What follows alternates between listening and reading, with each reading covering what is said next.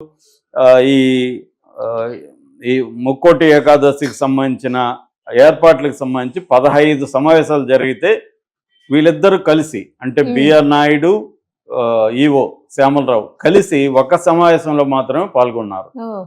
అని కూడా ఆంధ్రజ్యోతి రాసింది. హ్మ్. అంటే అర్థమేమిటి? ఇన్ని రేపు ముక్కోటి ఏకాదశి జరుగుతుందంటే నాకసలు ఏమీ తెలియట్లేదని బిఆర్ నాయుడు చెప్తున్నాడు.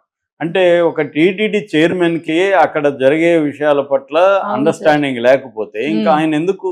ఆయననన్నా తీసేయాలి ఆయన చేతగానోడని. అవును సార్. ఇది ఇంతకు ముందు రాలేదు కదా ఇటువంటివి. హ్మ్. గతంలో ఎప్పుడు మనం ఎప్పుడు వినలేదు. జగన్ హ్మ్. ప్రభుత్వంలో చైర్మన్‌కి, ఈవోకి మధ్య గొడవలనే మాట మనం వినలేదు. హ్మ్.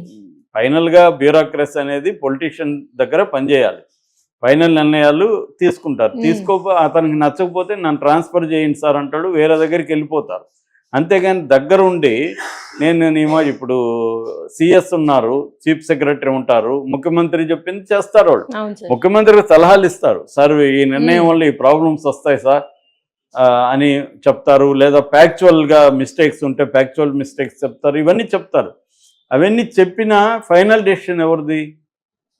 చెప్పేవరకే వీళ్ళది. అవును ఫైనల్ సార్. డెసిషన్ ఎవరిదంటే ముఖ్యమంత్రిది. ముఖ్యమంత్రి. అవును సార్. ముఖ్యమంత్రి నిర్ణయం తీసుకుంటే నీకు ఇష్టం ఉన్నా లేకపోయినా నువ్వు అది అమలు చేయాలి. అది హ్మ్. సిస్టమ్ ఉండేది. హ్మ్. లేకపోతే వాళ్ళెందుకు ప్రజాస్వామ్యం ఎన్నుకోవాలి? అందరూ అధికారులే పరిపాలించేది. సీఎస్ఐ నిర్ణయాలు తీసుకోవచ్చు కదా! హ్మ్. ముఖ్యమంత్రి ఎందుకు? ముఖ్యమంత్రి ఏంటంటే ప్రజల ప్రయోజనాలను దృష్టిలో పెట్టుకొని ఆయన నిర్ణయాలు తీసుకుంటాడు. దానివల్ల ఏమైనా ఇబ్బందులు వస్తాయనుకుంటే వీళ్ళు సెక్రటరీలు చెప్తారు. అట్లాగే మంత్రుల దగ్గర కూడా ప్రిన్సిపల్ సెక్రటరీ ఉంటారు ఆయా శాఖల్లో. హ్మ్. మంత్రికి తెలియకపోతే చెప్పిస్తారు. సార్ ఎందుకంటే వీళ్ళు అనేక ఏళ్లుగా అనుభవం ఉంటది. మంత్రి కొత్తగా వచ్చుండొచ్చు. అప్పుడు కూడా మంత్రి చెప్పినా కూడా ప్రజల ప్రయోజనాల దృష్ట్యా నేను ఈ నిర్ణయం తీసుకుంటున్నాను అని గాని ప్రిన్సిపల్ సెక్రటరీకి చెప్తే, ప్రిన్సిపల్ సెక్రటరీ అమలు చేయాల్సింది ఇష్టం లేకపోయినా. మనకు చాలామంది ఐఏఎస్ ఆఫీసర్లు పుస్తకాలు రాస్తున్నారు. వాళ్ళ అనుభవాలు. తెలుగులో అవును కూడా సార్. రాశారు. మోహన్ కందా గాని, ప్రసాద్ గారు గాని వీళ్ళు రాశారు. హ్మ్. అవి చదివితే కూడా ఇలాంటి అనుభవాలు చాలా ఉంటాయన్నమాట. ముఖ్యమంత్రులతో గాని, ప్రధానమంత్రులతో హ్మ్. గాని. ప్రసాద్ అని ఆయన మన పివి నరసింహారావు దగ్గర కూడా పనిచేశాను. నేను అట్లాగే కొన్ని మోడీ దగ్గర పనిచేసిన వాళ్ళ పుస్తకాలు కూడా చదివాను. హ్మ్. వాళ్ళేందంటే ఒక్కోసారి వాళ్ళే అడుగుతారు. ఈ నిర్ణయం ఇలా అనుకుంటున్నాను. దీనివల్ల ఏమన్నా ఇబ్బందులుంటాయా మీరు చెప్పండి. ఎలా అమలు చేయాలి? ఏంటి అడుగుతారు హ్మ్. ఒక్కోసారి. ఒక్కోసారి ఇప్పుడు సీనియర్ చంద్రబాబుకి ఆయన బోలెడు మందిని ఇట్లాంటి వాళ్ళని చూసాడు. హ్మ్. ఆయనకి అపారమైన అనుభవం ఉంటది. అవును సార్. కాబట్టి అలాంటోళ్ళు ఏందంటే అవి కూడా ముందుగానే ఆలోచించుకొని చెప్తారు. ఒక్కోసారి అడుగుతారు గూడా. వీళ్ళ అనుభవం ఏంటి వాళ్ళ నుంచని. సో, అవేమీ లేకుండా ఒక బిఆర్ నాయుడు టీటీడీ చైర్మన్. ఆయనకి గతంలో అనుభవం ఉండకపోవచ్చు. కానీ ఆయన నోటీస్‌కైతే తీసుకెళ్ళాలి గదా! నిర్ణయాలేమన్నా ఉంటే ఆయన ఇన్వాల్వ్ జేయాలి గదా! అవేమీ చేయకపోతే మరి ఈవోని ఎందుకు చంద్రబాబు నిర్ణయం తీసుకొని ఆయన తీసేయలేకపోతున్నాడు? సో, ఇక్కడ ఇప్పుడు ప్రాబ్లమ్ వస్తుంది. అంటే చంద్రబాబుకు కూడా బిఆర్ నాయుడు ఉండడం ఇష్టం లేదా? లోకేష్ కోసం సైలెంట్‌గా ఉన్నాడా? ఎందుకంటే ఇక్కడ ఇంకొకటి కూడా ఉంది. అసలు ఆంధ్రజ్యోతి రాధాకృష్ణకి బిఆర్ నాయుడుని పెట్టడం ఇష్టం లేదు. అప్పటి నుంచే చంద్రబాబుకి వ్యతిరేకంగా, తెలుగుదేశానికి వ్యతిరేకంగా రాధాకృష్ణ హ్మ్. ఇది చేస్తున్నాడు. ఇలాంటి ఆరోపణలు కూడా ఉన్నాయి. సో, ఏదేమైనా ఇదొకటి. రెండవది చంద్రబాబు సూచన మేరకు పాలక మండలిని సమావేశపరిచారు. ఈ విషయం మీద డిస్కస్ చేయడానికి. ఆ పాలక మండలిలో చాలామంది సీనియర్లు కూడా ఉన్నారు. ఇటు భానుప్రకాష్ రెడ్డి, పనబాక లక్ష్మి, జ్యోతిల్ నెహ్రూ, ఎంఎస్ రాజు ఆయన ఎమ్మెల్యే కూడా, మహేందర్ రెడ్డి ఇలాంటి వాళ్ళంతా కూడా పార్టిసిపేట్ చేశారు మొన్న. ఎవరో కొంత నార్త్ ఇండియా నుంచి ఉన్న ఒకరిద్దరు సభ్యులు తప్ప అందరూ వచ్చారు. హ్మ్. అప్పుడు కూడా ఏమైంది? తీవ్రమైన వాగ్వివాదాలు జరిగాయి ఈ సంఘటన పట్ల. ఈ సంఘటన అధికారులదే ప్రధాన తప్పని వీళ్ళు మాట్లాడితే, మీరు ఆ మాట్లాడే క్రమంలో భానుప్రకాష్ రెడ్డి ఏం తమాషాగా ఉందా అని తీవ్ర స్వరంతో మాట్లాడితే, మీరు అటువంటి మాటలు మాట్లాడకండి, అసలు ఆ విషయాలు చర్చించకండి అని ఈవో కూడా గట్టిగానే మాట్లాడాడని ఇవన్నీ కూడా ఆంధ్రజ్యోతే రాసింది. హ్మ్.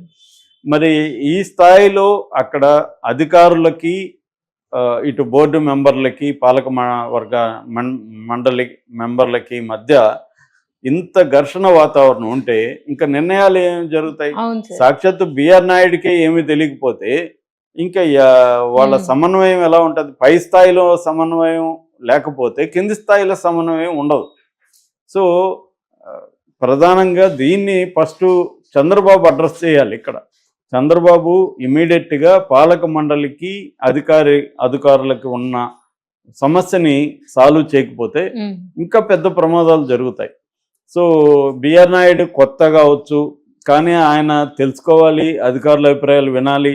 పాలక మండలి సీనియర్ మెంబర్లు ఉన్నారు, ఆల్రెడీ గతంలో పనిచేసిన వాళ్ళు ఉన్నారు, వాళ్ళ అనుభవాల నుంచి నేర్చుకోవాలి. అవేమి జరుగుతున్నట్లేదు. అందువల్ల ఇప్పుడు బిఆర్ నాయుడు మీద తీవ్ర విమర్శలు అన్ని వైపుల నుంచి వస్తున్నాయి. తెలుగుదేశం మీడియా కూడా బిఆర్ నాయుడు వచ్చినాక కొన్ని తప్పులు జరుగుతున్నాయి, విఐపి కల్చర్ బాగా పెరిగిపోయింది, గతంలో ఉన్న చెడ్డ సంస్కృతి జగన్ పాలనలు ఏదైతే విమర్శించినా అవే ఉన్నాయి. బిఆర్ నాయుడు కూడా జగన్ వల్ల నాకు చాలా భక్తి దేవుడు అంటే, అయినా కూడా నేను ఇన్నేళ్ళు రాలేదు, ఎందుకంటే జగన్ పరిపాలన అక్రమాలు అన్యాయాలు జరుగుతున్నాయని రాలేదని కూడా స్టేట్మెంట్ ఇచ్చాడు.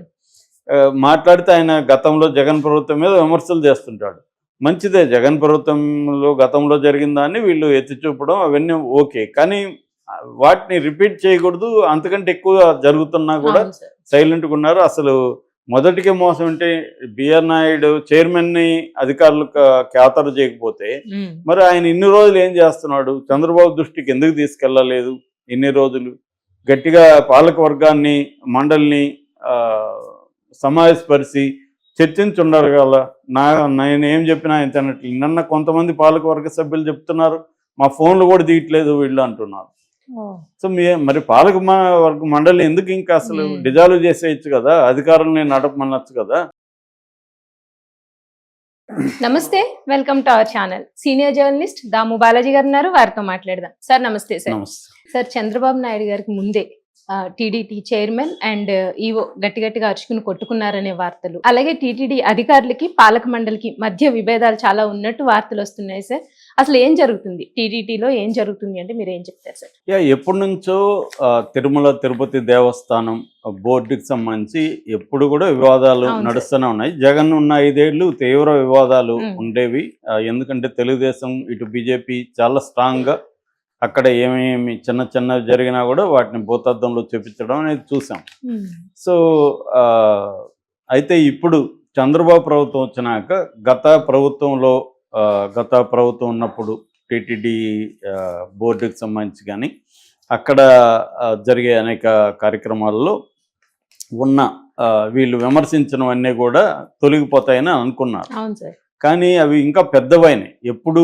ఇప్పటి వరకు తిరుమల తిరుపతి దేవస్థానం చరిత్రలో జరగని విధంగా తొక్కిసలాట్లో, అది కూడా వాళ్ళు ఏమి లక్షల మంది లేరాడు, 2500 మంది ఒక పార్క్లో కూర్చోబెట్టుకున్నారు. వాళ్ళు కూర్చోబెట్టుకున్న వాళ్ళని ఆర్గనైజ్డ్గా బయటికి తీసుకురావడంలో ఫెయిల్ అయ్యి వాళ్ళని కంట్రోల్ చేయలేక చిన్న మైక్ అనౌన్స్మెంట్ ఇచ్చి, అరే బాబు ఒక ఆమెకి ఇక్కడ ప్రాబ్లం అయింది, ఆమెను మేము బయటికి తీసుకెళ్తున్నాం, గేట్లు ఓపెన్ చేస్తున్నాం, మీరు ఎవరు లేవకండి, అలాగే ఉండండి అని చెప్పున్నా కూడా ఎవరు లేసే పరిస్థితి లేదు. ఈ మినిమం కూడా కామన్ సెన్స్ లేకుండా పెద్ద గేట్ ఓపెన్ చేసేయడంతో వీళ్ళు అప్పటికే దాదాపు 24 గంటలుగా వెయిట్ చేస్తున్నారు. సో వెయిట్ చేస్తున్న వాళ్ళు ఒక్కసారిగా పరిగెత్తుకొని రావడంతో తొక్కిసలాట జరిగి చనిపోయారు. సో ఇది జరిగినప్పుడు డైరెక్ట్గా దీనికి టీటీడీ బోర్డు వాళ్ళ ఆధ్వర్యంలో జరుగుతుంది, కానీ ఎవరు కూడా మేము బాధ్యత వహించట్లేదు. చంద్రబాబు నాయుడు ముందే ఇటు TTD board chairman BR Naidu, EO executive officer ఆయన శ్యామలరావు, ఇద్దరు కూడా గట్టిగా అరుచుకున్నారు అన్న వార్త ఎవరో సాక్షినో లేకపోతే వైసీపీ సోషల్ మీడియా రాయలే. జ్యోతిలో ఈనాడులోనే వచ్చింది. జ్యోతి ఈనాడు అనేవి ఆల్మోస్ట్ టీడీపీకి కరపత్రాలు లాంటివి. వాళ్లే రాశారు దీంట్లో ఏమని, ఇట్లా గట్టిగా ఆర్గ్యుమెంట్ చేసుకున్నారు అనేది రాశారు.